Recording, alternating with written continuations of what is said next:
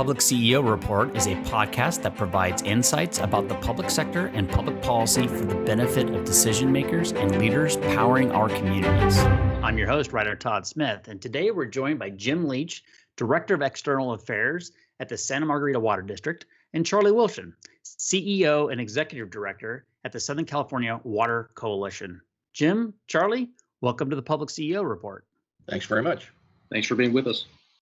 Well, first of all, old friends of mine. I've had the pleasure of knowing both of you guys for over a decade now, and you're both work in the space of water, something that is near and dear to my heart, and frankly should be near and dear to every human being, given how significant it is. I often chat with my wife about real estate and water policy, and I note to her that the value of land with no water is zero. So you got to have water. And you two gentlemen have been in the space for a long time with a lot of great thoughts. So I was excited to welcome you today to this conversation. Also because it is now roughly the end of November as we record this. We, from everything I've read, are staring down the barrel of another significant drought potentially in the state of California and its implications on other policy areas. And it also seemed appropriate to have a conversation with the two of you. So. Okay. For the benefit of our audience, why don't I ask you each to introduce yourselves real quick and what your history is working in the water policy area and your current role. Jim Leach, why don't we go ahead and start with you first? Sure. You've already introduced me as by my title, but I can tell you I've been in the water sector for about a decade. I had a long career in telecommunications before that, but I've spent the last 10 years working at Santa Margarita, and interestingly, that I got a couple of years reprieve before the first drought, and then I got a nice dose of a 4-year, 5-year drought to work through and to meet some regulatory requirements. So I feel like I've been around the block. Charley's been around a lot longer, but I got I've gotten a nice intro to water and all the things that can happen. And for the benefit of our audience, where is Santa Margarita Water District and how big is it? And where are you within the array of retailers versus wholesalers and whatnot? We've got about 200,000 customers down in South Orange County. We run roughly from we serve all of Rancho Santa Margarita, about 2/3 of Mission Viejo, and then the Rancho Mission Viejo communities, Ladera Ranch, Las Flores. We own just a little piece of San Clemente in the Talega area, and we just recently acquired the city of San Juan Capistrano's water utility. So we've grown a little bit, and we have additional growth to go with the additional homes that will be put onto the ranch Mission Viejo Ranch down in that vicinity. A lot of growth down there in South Orange County. You guys have kind of enabled that growth, because without the water, there would be no growth. That's the way we look at it. Yeah. And Charley Wilson. So you're, at the risk of stealing your thunder, you're a former board member of the Santa Margarita Water District, if I recall correctly, and have been around local government politics a long time in local government policy. So a little bit of your background going back to your utility days, if you don't mind. Sure. Yeah, I started my career in the state legislature doing government work, communications and policy. I spent about 26 years working in the electric utility industry. So I kind of got that infrastructure into my blood. And then somewhere along the line, as you indicated, I committed Harry and volunteered my service as an elected official in Santa Margarita Water District. And I served there about 19 years as a member of their board of directors. And 2016, I actually took over the Southern California Water Coalition, where I had served as a board member. Lesson to you, you served long enough as a board member, eventually they put you to work. And so now I get to serve as the executive director and CEO for an organization that runs from Kern County to the north, south to the Mexican border, and as far east as the state line. That's the big area with millions and millions of people. Well, it's about 25 million of California's 40 million people. So literally we have the population, but as they say, it's big, it's diverse. That's the good news. And it's big and diverse, which is the bad news, trying to help bring all that diversity into a single focus on policy. And what is the policy goal of the Water Coalition, the Southern California Water Coalition? I should be. Well, it was formed 26 years ago based on a ballot initiative. And without the long story, it was a realization that Southern Californians really didn't know where their water came from. And if you don't know about your water and where it comes from, when you're asked to vote on issues, how can you make an informed choice? So our mission is to first educate, and I like to say we educate to advocate. So as people understand where their water comes from, how it gets to them, why it's an important commodity, and then the policy issues that come with it, they'll advocate in their own special interest. Makes sense. So in the spirit of that education, let's talk at the macro level first about where our water comes from in Southern California. And then Jim, I'll turn to you to talk about where your water comes from, Rancho Santa Margarita. Charley, where, generally in Southern California, where do we get our water from? Well, it depends if I'm doing my public polling, which we did a few years ago. And I actually asked people, where does your water come from? And they'd point to their sink. And then I'd ask them, second question, where's the Sacramento Bay Delta? Because that's where we know a big chunk of water comes from for the State Water Project. And they pointed to their Delta faucet on the sink. So we knew then we kind of had a fairly heavy lift with the general public and some education. But that's a long way of saying that the way Southern California actually receives its water, that roughly 30% comes from the State Water Project, means it comes from the Sacramento region, where the rivers come together, Bay Delta area. Back in the 60s, that system was built specifically to bring water to Southern California. And that's about 30% of the supply we use in that broad Southern California geography. The other major straw, if you will, is the Colorado River Aqueduct, which comes in from Nevada. That again is a fairly healthy percentage, about 20% of what we use. And then the rest of what we have would be local supplies, local groundwater supplies, which then creates that matrix that we kind of use depending on the hydrology, depending on the wetness of the year. We use one over the other in a more dominant way. So basically, it's almost half our water supply, or half our water supply is being imported from somewhere else. It is imported from someplace else, in some cases, several hundred miles, if not further away. Yeah. And then as you start reading about issues like the Colorado River and what's going on there, impacts on climate change, what's going on in Sacramento, it certainly puts pressure on those systems. And there's obviously some other issues about modernizing those systems and becoming sort of state of the art. And then we focus locally on what can we do locally to sort of reuse or regenerate, or how do we utilize what we have locally to its best advantage. Yeah, to create some local resilience and independence, frankly, from those outside interdependencies. Well, it is, and that resilience, it's a great sort of nexus, right? Because a lot of people like to talk about the one place where it comes from. But if you're talking about resiliency, that's more than just reliable. It's what happens when something goes wrong. What happens when it's a really dry year? What happens if we have an earthquake? What happens if something happens locally with groundwater quality, like we've had with PFAS? I mean, those are the kinds of things where it gets really messy really quick. Yeah. All right. So let's talk about the locality, though. So Jim, Yes. Rancho Santa Margarita, 200,000 customers, South Orange County.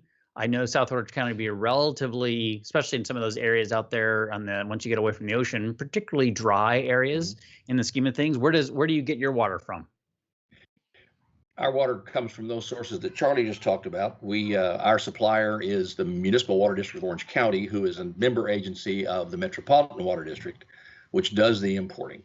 And we sort of rely on them entirely, and we say that they've been reliable, and they will continue to be reliable until they're not, until something happens. Because as Charley pointed out, water comes from several hundred miles away, and many of those conveyances are in harm's way from seismic events and elsewhere. So what we're about, and I think Charley may have touched on it, is finding ways to create local sources that are locally controlled. And we have invested, in fact, Charley's, in his tenure as one of our board members, was very instrumental in helping us invest in local storage, local recycling facilities, and so we in fact we just recently completed the Trampas Canyon Reservoir, a 5,000 acre foot seasonal storage reservoir for recycled water, because we can use that water and not have to use potable water for all the irrigation that we need, because we don't have local supplies, groundwater or surface water. And we have a program that we're working on right now that ultimately will allow us. We do have a basin. There's the San Juan Basin that lies underneath a good portion of our system. They call it an impaired basin because it's not just a big bowl. It actually flows. It's an underground flowing stream, but it has places where water can be stored and water can be pumped. And so as a consequence, we're looking at ways that we can introduce recycled water into that basin and ultimately pump that back out and treat it and supplement our potable supply. So it's a long-term plan. The investments are being made. The investments are on the table, and we're pretty excited about the prospect of it. It's going to take a while, but it doesn't seem to be taking as long as some of the other programs that might be coming out of Sacramento. And you were talking about the various sources from elsewhere. Our particular allocation for our portion of what we get from the State Water Project is very limited this year, and it's been limited for some time. And the same goes this year with the Colorado River. That is another. There's impairments over there, and there have been cutbacks over there. So we're sort of looking for ways to ultimately, in the short term, reduce our demand, but at the same time set ourselves up to be able to provide potable water to our customers that we control and that we help develop. Mm-hmm. You talked about demand. I'd be curious for either of you to comment on this. My perception is that after the last drought, there was some pretty significant cutbacks that were requested of customers, and pricing adjustments were made in part to address reduced use, yet still needing to pay for infrastructure. So we had rate changes. But ultimately, it's not clear to me that we ever finished the drought and said, okay, everybody go crazy, start using up your water again. So I get the sense that we're still using relatively less water than we were using per household or per person than we were, say, 5 or 10 years ago. Is that an accurate perception? And kind of where are we with the efficiency, from an efficiency perspective, relative to our peers throughout California or just in general in America? If you guys have some thoughts on that. Well, that's one of the issues we get to address a lot. And actually, over the last 25 years, not just this recent cycle, but we've actually doubled the population in Southern California, and we're using the same amount of water. So the issue of water conservation, the issue of water use efficiency has really become ingrained as part of the everyday life, at least for water agencies and how they serve the customers. And that's through things like, efficiencies in showers and toilets and, drip irrigation, that kind of stuff. We can always do better. And that's kind of what the state's looking at now. So as we go through these dry cycles, and the argument is being made, are we going into another drought, or is this just an extension of the previous drought and we just happen to have a wet year? The forecast for the future is we're going to have drier and drier years. And when we get precipitation, it's going to come in the form of rain, not so much in snow, which means it comes faster. And so how do you store, how do you utilize that system to its maximum advantage between local and import? And then how do you ingrain further into people's minds how they can continue to improve? And one of the areas I think we found great success is that when you do get into areas, as you indicated, like this year, we're in another dry year. We cut back 24% 2 years ago. Yep. And now we're being asked for a voluntary 50% now. Well, it's not 15% because we never bounced back. So it's really, more 35, 39, 40% cutback from where we were back in, say, 2016. Mm-hmm. And every time we go through a dry cycle, it does get more and more difficult because you're beginning to squeeze that elasticity because it never comes back. And the intent is for it to come back. How do we become most efficient, just like you get from the Edison company or the gas company? How can you use that product as efficiently as humanly possible? And how can we recycle and reuse over and over again? Yep. Well, I would just add that it's in the category of no good deed goes unpunished. We did precisely what Charley suggested, that we did not see irrigation coming back from the homeowner associations. We converted many of them to recycled water, taking them off the potable water to begin with. We had any number of homeowners and areas that did take steps to make their landscaping more drought tolerant. But one of the things that we have going, it's a good thing for us, is the growth. But what we find in the new development down in Rancho Mission Viejo is that those homes are coming fully loaded with drought tolerant. with California Friendly. And so they're using percentages less than the people in Rancho Santa Margarita who are 20 years old now. So, I mean, it's an interesting problem.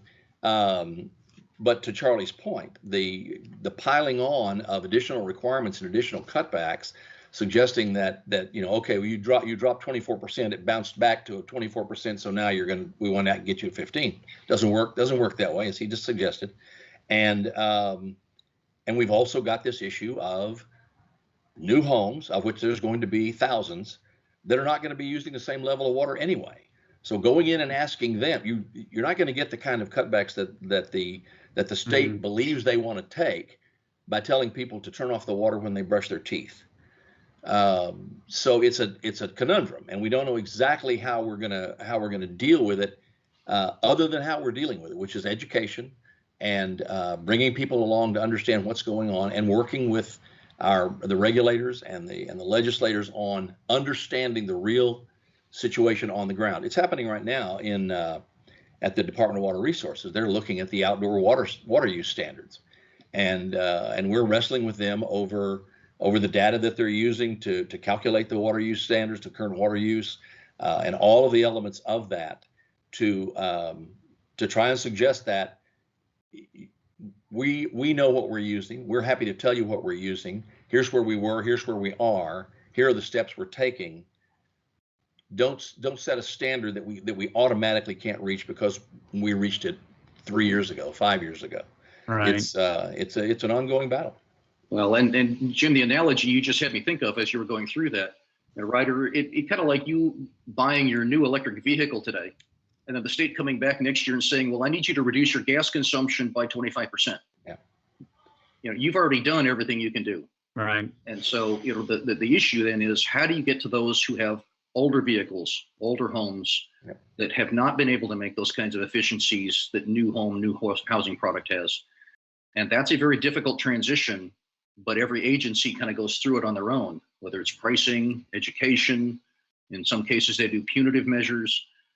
I have found, and as an organization, we have found that if you give constituents the message of what it is you want me to do, what is the urgency, why is it so, but then give me the instruction, what can I do personally about it? And then let me go do that. When we have really dry periods like a drought, they'll act. And that, it seems like that's a better way to get about it than the punitive measures, but that doesn't eliminate your need to create new source and to create greater efficiencies in the system. Yeah. Yeah, and I just add on to that. That's the reason we were successful at Santa Margarita during the last drought, is that we invested heavily in education, told what the goal was. I mean, we'd sort of made it into a contest. We had if you've ever seen the fundraising goals for people, and they'll have a thermometer or something, and they'll put ours was coming down. The usage was coming down, and we plastered those around the service area, and we gave people a lot of information and told them what was needed to be done. And we instituted some assistance on landscaping. We have a landscape architect on staff that helps individual homeowners put together programs and designs for their particular situation. A lot of people took advantage of it. We rewarded that with recognition, and it worked out very, very well. It was, if you're cynical at all about people doing what you ask them to do, if you tell them what you need them to do, you'd be wrong, because the folks responded to that, and we made our goal. And then much of it anyway was gone. They didn't come back when the drought was over. So we didn't have to declare victory, and then everybody went back to their former habits. Right. Well, I think, Jim, as you said, it's not about flushing toilets and taking showers, the indoor stuff. It's really about what people do in their yards. Yep. And as people make that transition to drought-tolerant landscaping, that's why a lot of people are offering rebates as incentives to get people to act. What's the right stimulus to help people kind of make that change? And then we do get to that place where I hear from a lot of folks. We live in Southern California. It's an arid region. It's a desert region. But we did establish at one point, landscaping as if we were still living in Connecticut. And you just can't grow those things in a drought area of water. So there is a mindset and some shift And there's a lot of people that kind of got themselves into that idealistic community in their yard, and helping to transition them through education as to what does a really nice yard look like that is more drought tolerant, California native kind of thing. You can do some absolutely gorgeous, beautiful things. Yeah. Yep, agreed. Well, so a couple things that I would just emphasize from what I've heard. First of all, Charlie, early on in your comments, you made note about the fact that not only is there projections for expected drier weather, but less snow. And one of the things that was kind of an epiphany for me in the last 15 years of working in local government was the appreciation for just how much snowpack is a reservoir, right? It has been the largest storage mechanism for water supply in California was the snowpack. And the nice thing there is it melts off slowly but surely, and it gives you a consistent river flow, which allows you to capture the water and yada, yada, yada. So less snow means less reservoir, which means your ability to modulate between the highs and lows of the seasonality of water is reduced as a result of that. So an important point to just emphasize from your comments. Second is this idea that most residential units, the vast majority of their water use is outside the house. Right. The landscaping in particular, it's not having to do with the shower or flushing of a toilet or running of a dishwasher or drinking water and whatnot. So, running their clothing through the washing machine. So, hence a lot of the policies focused on artificial turf and replacing with drought-tolerant plants and things like that. So as our communities think about these things, and Jim, you noted really interestingly how the newest housing that's being built is built around this drought-tolerant backyards. They're essentially creating that better solution for housing where it's less water impacting and less water demanding, while still at the same time recognizing that people need to flush toilets and wash their hands and do all the things that you're supposed to do inside your house. So I would assume, though, that at some point there's diminishing returns. I mean, you can only cut back so much, right? Once you've ripped out all the lawns, once you've ripped out, and put in olive trees and done all the things to try to mitigate that, there's only so much you can do. I guess the other interesting point I should just raise also is water recycling. Purple pipe, as we sometimes refer to it in the industry, is this idea of taking water effluent and treating it and recapturing it and getting it to a state where it can at least be used to irrigate plants and things along those lines. So that's becoming something we see a lot of in water districts here in Orange County, and we're seeing more and more kind of get into that. And obviously Rancho Santa Margarita has gotten into that, which is great because at least addresses the big source of use, which is irrigation of plants and landscaping, right? I guess one question I have is how much of that purple pipe has actually made it to residential units as opposed to public facilities and public parkways and whatnot? Like, is Talega or the new stuff being built down in the Mission area there in your footprint, does that a purple pipe to the house? No, it doesn't. And we have one place, one development in our service area, retirement community, that does in fact, because their irrigation was set up, the HOA was set up to irrigate everything, the public spaces as well as the individual yards. And of course the yards aren't huge, but we found that we got the single biggest bang for the buck during the last drought out of converting irrigation systems from HOAs and golf courses and others, municipalities as an example, with as you were saying, with medians and that sort of thing. We got the biggest bang by taking them off the table and getting them on recycled water. And that's a good portion of what has not come back, is that, I mean, we've now converted all these irrigation systems. Sure. So what we did last time, our goal, I think Charlie mentioned, it was 24%. We had to cut back 24%. So we did a rough calculation that 50% of your water use is on your landscaping. So if you cut back 50% on your landscaping, you're at 24%. We win. And we did that. I mean, we got to that point by our water use efficiency manager doing some extraordinary communications activities to help people understand that maybe they're overwatering. And we offered a number of things like smart timers and smart irrigation controllers and all of the fixtures and things that go with that. I mean, you get down into some pretty nitty-gritty detail around what a person can do in their yard if they want to keep their grass. And and that helped. I mean, I can't tell you the percentage that cut back, but it was certainly additive to what we were getting from the control or the conversions we were doing. And it just presents a conundrum for us at this point as to we can make that same point. We can still make the point to the homeowner, getting back to your point, that you're spending half of your water on your yard. You can probably cut back on, some degree on that. And we provide them with information about seasonal use of their irrigation and how to cut back in the fall when it's cooler, and how to, change those dynamics and their habits around that. But it really is an issue of habit, because many people, as Charley said at the very beginning, they think they get their water from the sink or from the delta, which is their faucet. So they don't pay attention. And because water is relatively affordable in the pantheon of utility charges, many people don't really pay attention to what they're spending on it.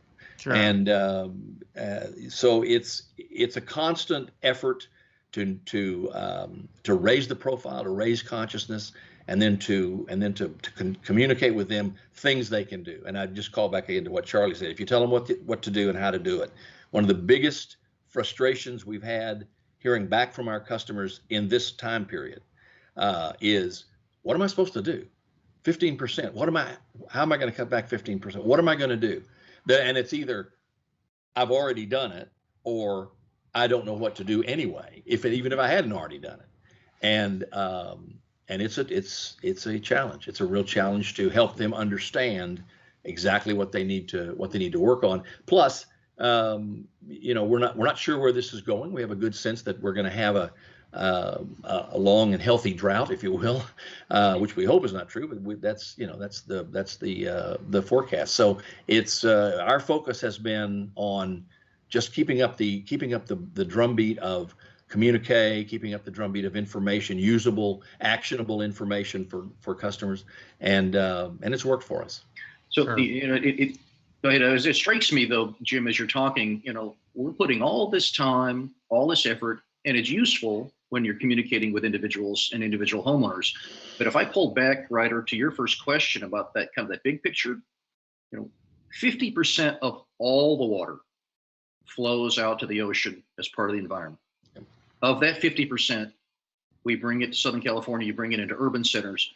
You're using about 40% of that water is going to agriculture, which is a critically important commodity, job producer. We feed the world through our agricultural sector. So 40% of the water goes to ag. That means 10% is what's being used on homes.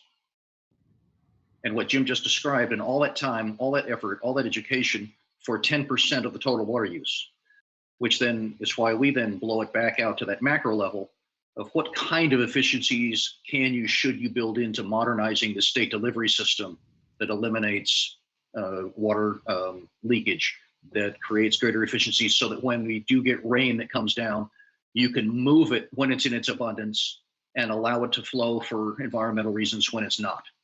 We haven't done that. We haven't looked at those big, really critical projects like the State Water Project or the Colorado River. And then you get into what these big local projects, what you can do then, as Jim described, by closing the loop, by creating recycling. And as recycling is more in the future than just irrigation, it then becomes truly part of the advanced science to make that potable or drinking water that you can then literally have a closed loop system that you then supplement from the outside. So now you have a management structure that is not dependent upon any single source. And then the last piece was, what we also have, which I kind of find interesting, is people overwater. They call that urban runoff. In the new vernacular, that's stormwater. And so how do you capture the stormwater to put it to practical good use purposes where you can clean it and put it back into the system? So the combination of all of those sources, a lot of time, a lot of energy, there is no single silver bullet that just kind of creates a solution to say, hey, we get to walk away, it's all done now. No, but the macro picture you paint is an important one. And I want to go to that for a minute, but I also want to go back and maybe correct something I said earlier and bring clarity to it. Because I think, Jim, I heard you say that when we entered the last drought, about half the water use going on in your service area was happening outside the home and half of it was inside the home. Is that what I heard you say? Yes. Okay, so I said it was like a vast majority, but at least for your district, it's not actually true. It was about 50-50 between those two. Well, And yeah, that's correct. I think I tried to make the point that that's a rough guesstimate, but it worked they gave us a roughly a 25% reduction. So if roughly you're using 50% of your water on the outside, you cut back 50%, you're at 25%. You're Sure. done. So that was, it's an inexact science. Yeah, well, Jim, I also recall too, you also did some, big sort of ornamental uses, which I know cities, homeowners associations, others have, lakes, ponds, things like that. In the case of Santa Margarita, while I was still on the board, we went to Lake Mission Viejo, which is an artificial lake filled with drinking water. And every time there was a drought, there was this tension on, do you continue to put water in that lake for fishing and for sailing and that kind of use, that recreational use, or was there a better use? And we went through a very elaborate process with the homeowners association to create a recycled use there, a highly treated recycled water use that meets all health standards for fish, and you can still do everything you're doing before for swimming and sailing, everything. But that was a better use for an outdoor ornamental water usage than how it was originally constructed back in the 70s. Yep. So, and I guess the one other thing I'd love to just drill in on the micro before I go to the macro, Charlie, because you raised some really broad points there that I want to weave through with my own language on explain to the audience. But so 50% inside, 50% outside. Fundamentally, you squeeze down, you reduce your outside use by 50%. At some point, you're going to have to start looking to your indoor use. And it just strikes me that as human beings, it's probably easier to find 50% outside the house than 50% inside the house. Because there's a big difference between I'm going to let my dandelion or my roses over there wilt or my lawn go brown versus I'm going to get in and out of the shower in 2 minutes, right? Or whatever the case may be. And I don't really know exactly how that translates, but I would just describe like path of least resistance was probably having to do a lot more with outdoor mitigation and reduction than indoor reduction. And if we're going to face that reality, we're going to have to eat into it at some point if we're going to be successful in further reductions. Charlie, so you talked about the macro level. I want to make sure I just talk about this. You said if we take 100% of the water supply that's generated from what falls from the sky, is I think what you described, 50% of that flows out to the ocean, right? Which is basically going in the rivers or the washes or whatnot and ends up out in the ocean. 50% of that thing is captured and used by people kind to either grow food, which is 40% of that 100%, right, or 10% is irrigate houses and irrigate and provide hand washing and toilet flushing and things like that, right? Is that did I say that properly? Those are the rough numbers according to the PPIC, yes. Okay, so we're not going to somehow create more rain magically. We can't control that. So now the question is, what do we do to either find efficiency in that either 40% of irrigation related to food production, and which, by the way, aside from liking water a lot, I also like food. So it's not like I really want to stop eating food. Or number two, how do we figure out how to capture more of that 50% that's running off into the ocean, which I assume there's some tension here with various species of fish and other animals that becomes a question. And then this obviously ties in with what's sometimes referred to as the Delta solution or the tunnel solution or something along those lines to further enhance and create redundancy and kind of survivability of our water supply from Northern California, which you already noted is like roughly 30% of the total water supply for Southern California. So I just threw out a bunch of numbers there, but bottom line is we got roughly half going to the ocean, 40% going to food, 10% going to all the housing. And is that Southern California? Is that for the whole state of California? That's for Southern California. Okay, so that's within your footprint of the Southern California Water Coalition. Okay, so all that said, what's the policy objective? What are some of the things that exist out there to either address the 40% on the irrigation food supply side or the 50% that's simply running out to the ocean right now? Well, I like to do a good news, bad news all the time. So the good news is when Gavin Newsom became governor, he took a legacy from Jerry Brown, who was very interested, very focused on water infrastructure, mostly family legacy. I mean, he was a historian by all measures. And he was working very diligently on trying to resolve an issue within the Sacramento Bay Delta. Newsom, when he came to office, took a review or a holistic look at how we were managing, how we were generating resource around natural resources. So he was including then the environmental piece. So that's the good news. Bad news, right? Again, it really brings to light all of the different demands for the environment, for ag, for urban use. And I think the part of the policy discussion then is, they all have to work together. You can't just, try to beat each other to death, and whoever stands tall that day happens to win the war, and we do little bits of change. So in the context of a water resiliency portfolio, as you described, there's a recognition that the climate is changing. It is getting wetter, heavier, less snowpack. So the question is, rather than looking in a rearview mirror of how we used to do things 20, 30, 40 years ago, what do we need to do 20, 30, 40, 50 years ahead? It's one thing for Jim and local water agencies to do education on a dry year or multiple dry years in a drought. That's not when you start planning, is when it's dry. You plan when you have money for investment and what is the long-term objective, just like you do in freeways, just like you do in electrical infrastructure. It's no different in water, because by the time you need it, it's too late. And so that's kind of the position we're in now.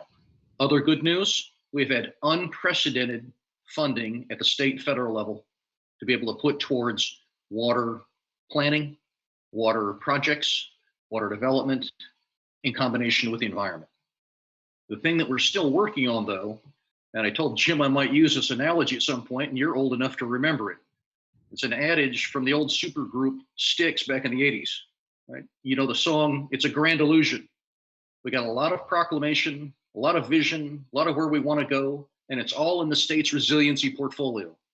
And what we need now is a good blue-collar man to do the work. Who's going to build the systems? Who's going to make the decision we're going that way instead of that way? And that's what we're still missing, and that's what we're pushing on. In the context of all this complexity, for the first time in my lifetime, we have money to invest in water infrastructure. The question is, where are we going to put it to maximize its benefit for the greatest whole? And that's the policy issue at the Sacramento level, with 40 million people and all that diversity that comes in the legislature. So that becomes the real challenge. How do you implement the governor's resiliency portfolio? And we're about to find out, in the next year. You look at the state budget, it tells you where they prioritized funding. That tells you where they think money ought to go. That's where you start the conversation. That's where you start working with others and collaborating and partnerships. Because as I said, to just walk in with your body armor on and your sword in hand, thinking you're going to slay, some dragon, and you're going to stand on the hill and say, "I won," that's a guaranteed recipe for failure. So I guess I appreciate the idea of action taking place, because as a layperson looking at this, it would seem like there's been lots of talk, and at the statewide level, not necessarily a lot of action, right? Maybe example would be, I can't remember when the last time was they built a dam in the state, and I realize that for some dams are verboten. Not since the 1960s. Yes, right. So it's been a long time. And when we built the state water project, that was built in the 60s, if I recall, too. 60s, right. Yeah. And then the our straw that goes out to the Colorado River, that was built even longer ago, if I recall correctly. Mm-hmm. So these are major statewide infrastructure projects. And there's been a lot of great local infrastructure projects, whether it's desalination plants or these reservoirs, for example, that Santa Margarita Water District is talking about. Like I've seen innovation at the local level and then some of the regional level stuff. So when will, like, what you're saying we should see that in this coming year? Like, this is kind of like the year for it to happen. Is that what people should start to expect to see when they hear budget reports come out? We talk about the budget plans that are going to be laid for 22, 23 in the state budget. There was some significant money last year. We're already looking at projected, excess revenues again this year, so $30-some billion, which is, again, I never thought I'd see excess in state government, because there's never enough money to go around. But that level of investment starts it. It does come then with matching funds from people like Santa Margarita and local agencies. But it's about how you then manage the system, and that's the decision you have to make. So we know you have to improve the state water project. That has to be modernized. We're working off a broken system. That water is salting out in the Bay Delta. If the salt water gets to those intakes, whether it's by earthquake or climate change, you are pumping salt water. It's worthless. So that has to be fixed. It started, oddly enough, when my organization was founded in 1984. It was from a statewide initiative to build a canal, the peripheral canal around the Bay Delta, to improve that water delivery. Here we are 36 years later, talking about resolving the same problem. Now we've improved it with tunnels, first 2, now 1. The question is, how big, how often do you operate it, how do you manage it so that when it's really wet, you can move water. When it's dry, you don't need it because you've got storage that you've put it either in the ground or some other new storage place. I mean, as you indicated, the state hasn't built a reservoir since the 60s. The only major investment in water supply was the Metropolitan Water District when they built Diamond Valley Lake. That's the last, and that was funded by the metropolitan family of communities, not the state. So the state and the feds really have not invested in any of this infrastructure like they do in streets, roads, and highways. In this particular case, we're going to have to kind of take control of ourselves, and that's where the recycling projects come to play in Los Angeles predominantly, because Orange County does a fabulous job with it already. Coastal desal is frequently thrown out there as a solution. That 30% that we talked about for Southern California, if I put that in context of if we built desalination plants along the coast to replace that 30%, that minority share of the state overall water, you would have a ocean desal plant every 5 miles from Santa Barbara to Mexico. You can't get the volume from coastal local resource development that you get from the state. So you have to fix the state. Then you supplement with the local stuff, which is more affordable, and it fits into that portfolio. That's so very interesting number you throw out there. Every 5 miles having to have a desal plant to replace the supply that comes from the state water project. That's a desal plant the size of what's currently built in Carlsbad. Okay. There you go, folks. Take that one and put that in your pipe and smoke it, people. Yeah. So if it's controversial to build a new one in Huntington Beach, let's just replicate that in every city along the coastline from Santa Barbara to Mexico. Well, as a comms professional, it sounds like a pretty exciting prospect for me. I see a new water specialty field there, right? Okay, so I guess that would be the other question then is what does this manifest in? If we're going to make these investments on a statewide level, you talked about the tunnel solution, and this is a big long-standing policy proposal that's been out there, predated by the desire to build an aqueduct that'll go around the entire delta to avoid it. And we could spend a 2-hour episode just talking about that solution in particular. But what would be some other evidence of these major infrastructure projects? Is it the creation of more reservoirs? Is it I don't know, what else can it be? You say yes, yes, and yes. So, I mean, there are projects, Jim can talk about it, new water development in a place like Cadiz, which is an underground water storage opportunity in the desert that is not currently being brought to market. There are things like Sites Reservoir in Northern California. There's 2 major reservoirs being discussed in Northern California. Both are running into pretty significant opposition, and they'd be nice to build. Whether you build it north of the Delta or south of the Delta, you still have to move the water. So you still have to manage it. You got to move it when and where it's available. So you have to do the state water project. You see what's happening on the Colorado River. Those supplies and that construct is changing. It's going to change some more with Arizona and Nevada and others. So there's going to be changes that come there. I couldn't tell you exactly what they are, but I can tell you places like Las Vegas are talking about investing in Los Angeles County's recycling project, because for every bit of water that Los Angeles can use out of recycling, that means there's water off of Colorado for Las Vegas. And so they see a benefit. It's no longer, just my city, my town versus the guy next door. This is literally Western United States and how it all works together and that plumbing. I mean, even Los Angeles, who is, Mulholland, the history of Mulholland and going out to the Sierras and Mono Lake and the issues that result from that they're still dealing with that. And they'd love to have a closed loop system, but they understand some years they take virtually no water from Metropolitan. And in really dry years, 60% of their water could come from imported supplies. So you've got to have both.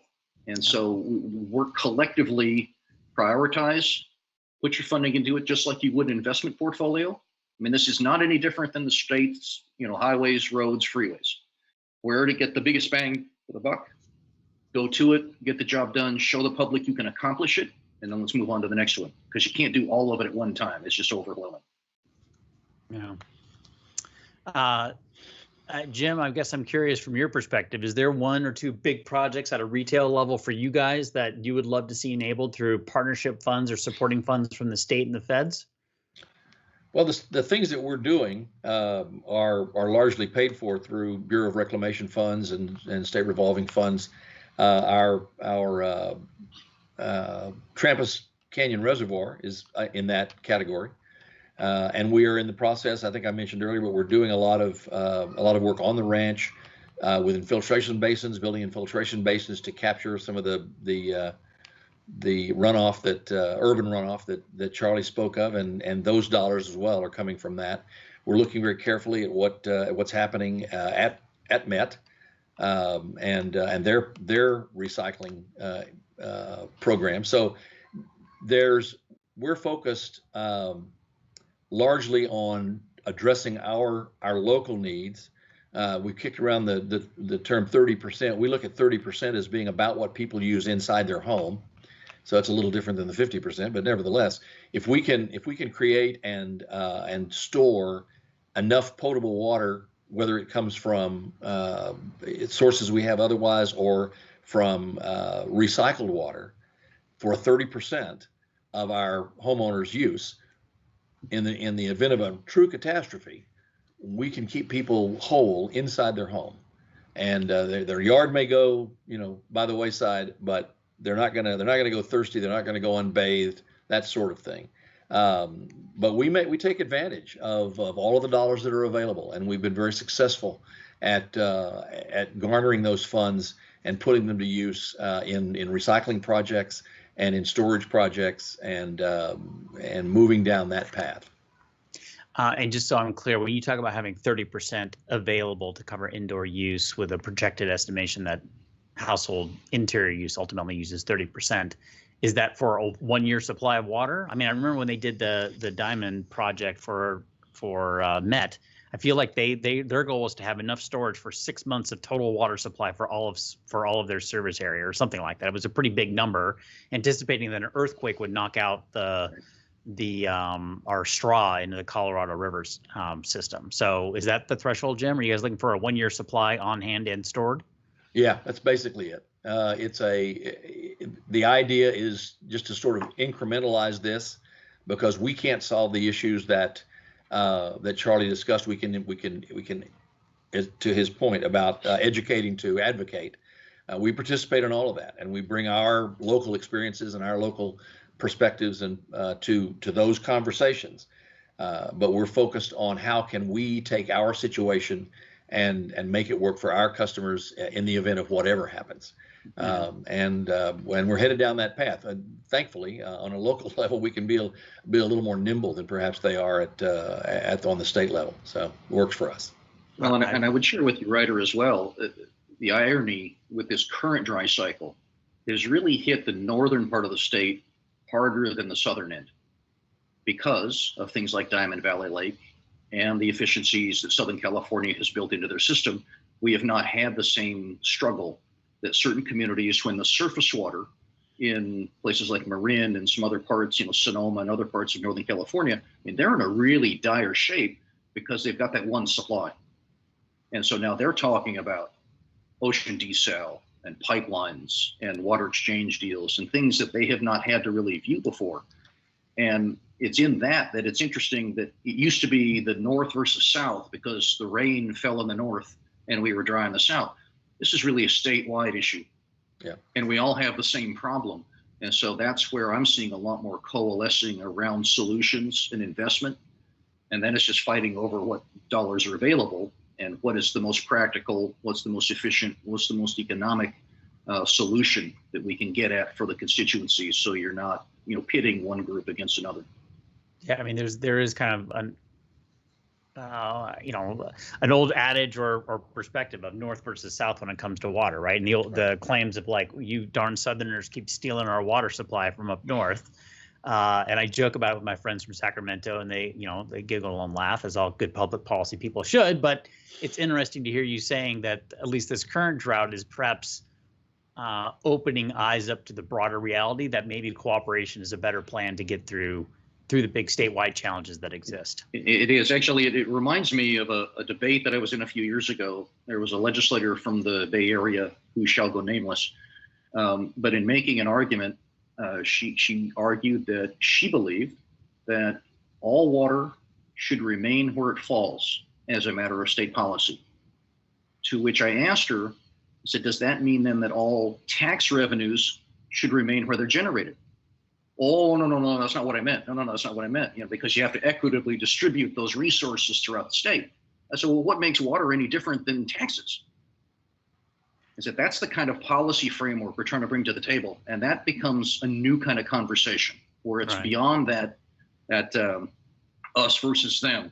And it's a we conversation about how are we going to accomplish and then including the environmental community and environmental needs, because that also is a critically important piece of California's future. And how do you make all those systems work? All right, so I want to transition as we'll wrap up here in a little bit. I want to transition to a discussion just linkages to housing policy in California, both at a macro level and maybe how you're addressing this in the footprint of Rancho Santa Margarita. But just one thing I got to get off my chest. So I was reading some recent discussions about climate policy and changes in America. And one of the observations I had taken away from this reading was that while the West continues to have drier periods, the East continues to get wetter and wetter, and they have excess water going on and excess flooding going on. So I'm wondering, at what point are we going to build a pipeline from Michigan to California, guys, or at least to like Colorado, so we can then dump it into the river and have the river convey it down the rest of the way? Is that going to happen, Charlie? Or Jim, are we talking about this idea yet? Well, I will tell you that these ideas are not new. I know of issues and ideas where people were talking in the last drought cycle of running a pipeline from Washington with the Columbia River and bringing it down to California. I know that there are actually state mandates in places like Michigan that prohibit Californians from coming in with a pipeline for Great Lake water. So it tells you that we've been down that road before. Okay. And I can tell you that if you want to really trigger a good water fight, talk about taking somebody else's water, and you take that north-south California thing and you put it on steroids. Well, let's head on down to New Orleans and see what it's like taking Mississippi water and run that across. Now, we say that jokingly, but then in real terms, we have a lot of oil and natural gas pipelines, some of which are being abandoned. So the infrastructure actually is there, that if you can do water development and you can do it reasonably in the same way we talk about the Sacramento Bay Delta and the Colorado River, then it could make sense. And you can make an incentive, for communities to be able to share in that resource. Then it's a matter of, if this goes, then what do we get back? Like the Las Vegas exchange over recycling water. So there's opportunity there, but that's bigger thinking. And right now it's still very tribal. It's very local. It's very mine. And so let's deal with California's problems, maximize, our investment first. And then we can talk about, running pipelines. Either that or you tell your relatives when they come visit you for Christmas and Thanksgiving, just pack a suitcase full of snow and bring that on back with you. Exactly. Well, I'd like to think we can get back to doing big things in America and solving big problems. And this seems to me like one we could solve. We could try to address, right? We can build big stuff and make an impact. And if part of the exchange is we're going to help develop a bunch of flood mitigation measures in exchange for taking that excess water and routing it out to the West Coast, like that's probably a decent trade. Somebody's going to want to make that trade. Mm-hmm. All right. I'll get my head out of the clouds. I'm going to come back to reality. Let's talk about something else that for some seems incongruent. And, frankly, at times for me, it's a little bit inconsistent. Part of my question here is rooted in an op-ed I read out of a Bay Area paper from a water policy professional who basically said we have all this work going on at the state level around planning for housing and all this investment that goes into housing projections and the need to build more affordable housing and increasing housing supply. I believe Governor Newsom, when he ran first time around, promised to build 3 million housing units or something along those lines. And or maybe it was even 14 million. I can't remember. It was a massive number. I think it was probably 3 million. And you know, for every housing unit you build, even if it's got super drought efficient plants like they are building there in the Mission project, and within the footprint of Rancho Santa Margarita, it adds more demand, right? Population increase adds more demand. So is there, the claim that was made in this op-ed is there is no linkage between our state housing policy and our water supply policy. Would you concur with that observation, Jim and Charlie? And if that is the case, what the heck's going on? Well, I can tell you from the local perspective, you know, we're required to provide, to certify that we have water to provide to new homes. That's our requirement. And because we import most of our water right now, we have that. It is the situation, I guess, where you look at a place where they're relying entirely on an aquifer or some other water source where they have to make that calculation. Because as long as our source is the municipal water district of Orange County coming from the metropolitan water district, we can say that we have those resources and can provide those resources. And that is the limit of our responsibility in that regard, because we hear the same thing about from our local folks. They talk about, well, gee whiz, you're talking about drought, you're talking about not having enough water, and we need to be careful and we need to conserve, and yet you're enabling all the continued building in your district. But it's our responsibility to say, do you have the water available? And we do. Now Charlie can tell you a little bit more about moving upstream from that, so to speak, and how that looks, and I'll defer to him for that. Yeah, I would suggest, Ryder, there's a direct nexus between state policy on water and housing. As Jim indicated, it's state law today that if you build 200 units or more, you have to demonstrate a 20-year water supply. So that's been around for a long time. In fact, it was Sheila Kuehl, when she was in the legislature, she was part of getting that passed. Now, beyond that, as you kind of hit those hot buttons for me as well, we have an obligation to build housing in the state of California. The reason it's so expensive and the reason we have some of the issues we've got today is because we have fallen woefully short of building appropriate housing to house our own people. You can do it. The densities that come with it, the landscaping that comes with it, the new product is not the issue. If we're going to make up efficiencies in the water sector that will allow us to build new housing, we have to address the older housing stock, the older industrial stock. How do we create more efficiencies in that system? There is enough water to do that. It's about how you manage it. It's how you price it. And ultimately, does that mean we're all going to be living in, suburbia, 3,000 square foot homes on, a quarter of an acre with, lush landscaping? Probably going to be asked to make some changes to that landscaping. And you see it already today in higher density housing, for those who sit on planning commissioners and what cities are asked to do. So it's a combination of both, but there is a recognition without water, you don't build housing. Now, there are those that may want to try to say, hey, don't build it in my town.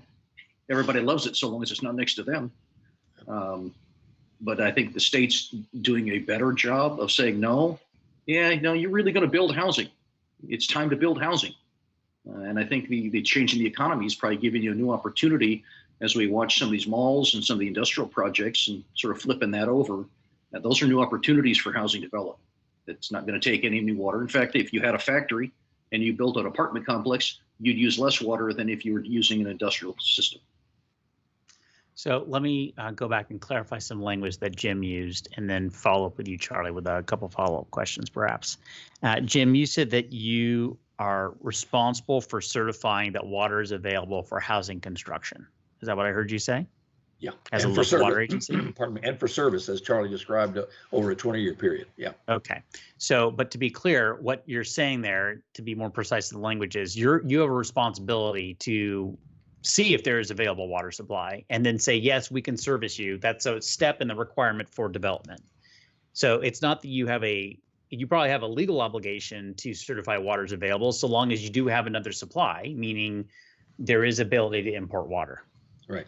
And theoretically, if there was no ability to import water, let's say there was a catastrophe and they decided to, or the environmentalists said, we're getting rid of the Colorado River supply and we're getting rid of the State Water Resources Project, and those are gone, then you would have to face, or any retail agency would have to face the question of, do we actually have water to supply any new housing units within our footprint? Yeah. And that wouldn't necessarily be a guaranteed sign off that, yes, you have to certify. You'd actually have to say, no, we can't actually provide additional water. Is that the reality for water retailers? I think so. In the pardon me, in the abstract, it's, yeah. I mean, that those kind of things are probably not within the realm of possibility. But that's the way I see it. Yeah. I mean, we have supply because we import supply, and conceivably that's. I guess the point is that we get accused by people who believe that by constricting water, they'll constrict growth. And to Charlie's point, constrict construction and the development of new housing. So we're called on to respond to that accusation when someone says, "Oh, well, you're making housing happen because you're giving them water." No, we're responding to our responsibility to ensure that if housing is going to happen and they go through all the processes they have to go through to create that housing, that we're doing our part and saying that we can make sure that those people are going to be served as everyone else is. So it's a really interesting situation, and I think to Charlie's point, housing is, we got to have it, and we as a water district, on the one hand, we feel very blessed to have growth in our system because there's a lot of places in Southern California where there isn't any. Sure. But it all boils down to, can you provide it? Can you make that, once they've got their ducks in a row, how do we respond to that, and how do we adjust? Yeah, sure. And as Jim describes, the devil's in the details. Because as an example, at Santa Margarita, when I still had a little bit of hair left and I first joined the board, we entered into a very creative storage agreement out in the Inland Empire, specifically to assure that those homes that were anticipated to be developed and had been approved in Rancho Viejo, we had that 20-year supply. So if we needed it, it was there, and we paid like an insurance premium. I know of other agencies that are buying storage areas, groundwater areas, as agricultural lands are transitioned in their use. So it's not a one-for-one. You can, do exchange agreements. You can buy bulk water. I mean, there's a lot of different ways to get at it. Again, it's about how you manage the system. So, and I guess the point that I'm hearing is twofold. Number one, from one perspective, you can't artificially say that you lack a supply to then constrict housing construction, right? If the supply is available, you can import. Then there's an obligation to certify that water supply is available for housing construction. Second point I would just observe is, I've worked in areas in California before where there isn't an import option, and they have had housing moratoriums on construction because there simply wasn't water supply available. So fundamentally, where areas find themselves without the water supply, they find themselves in a holding pattern until they generate alternative water supplies to help allow for the construction of additional housing units.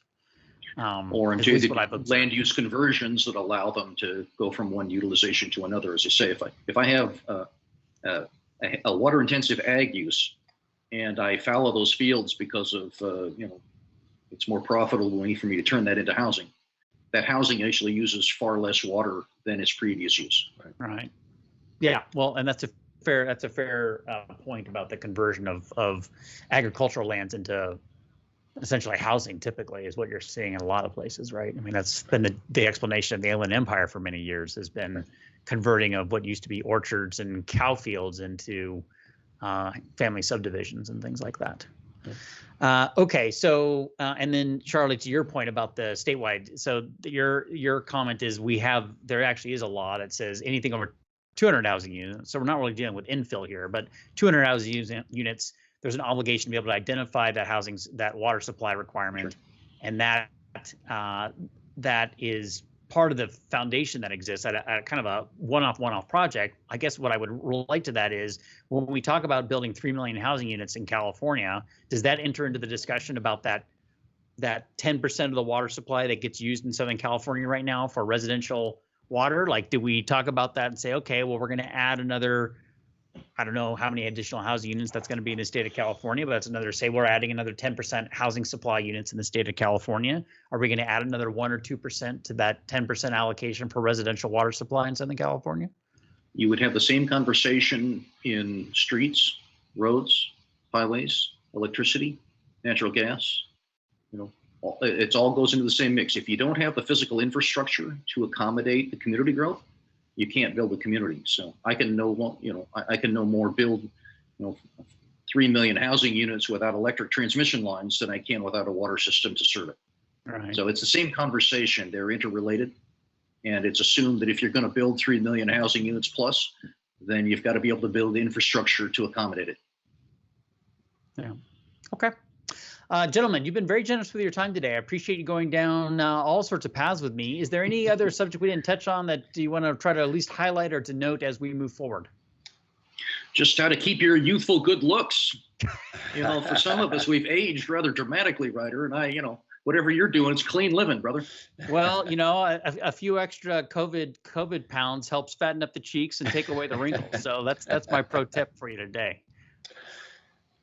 That's kind of you. Thanks for having us. Absolutely. No, I appreciate both your insights and experience, gentlemen. It's very helpful for advancing this conversation about what is the most critical resource to the existence of civilization. Our ability to build stuff is having actual water supply to keep us hydrated. So, yeah, Ryder, in seriousness, what I would say is hey, help bring the cities into the water agencies as part of that conversation. I think there is probably some work we could do there. Counties are very much active as the land use. But as you described with housing in particular, the more we can work closely with the League of Cities, contract cities, which are good coalition partners, but to the extent we can find some new ways to sort of bring things to the state's attention, I think we all benefit.